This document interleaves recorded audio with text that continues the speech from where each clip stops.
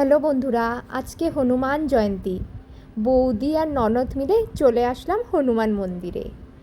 এত ভিড় দেখে আমরা দুজন তো আচমকা থমকে দাঁড়ালাম।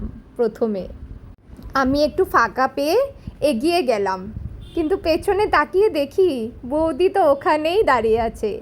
ভিড় দেখে আরও সাহস করে উঠতে পারছে না এগিয়ে আসার। আমি আবার রিটার্ন আসলাম বৌদিকে নিতে, যে চলো কিছু হবে না। আসলে আমার বৌদি ভিড়টা একদমই পছন্দ করে না, কিন্তু এখন হনুমান জয়ন্তী উপলক্ষে এসেছি, পুজো না দিয়ে কি আর বাড়ি যেতে পারি? দর্শন তো করতেই হবে। পরে দেখি দাদাও চলে আসলো হঠাৎ। দাদা এসে সারপ্রাইজটা ভালোই দিল বৌদিকে।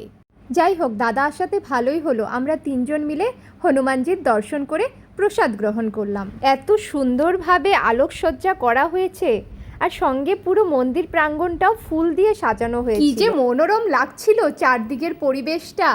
যাই হোক, সবাইকে জানাই হনুমান জয়ন্তীর প্রীতি ও শুভেচ্ছা। জয় বজরংবলী।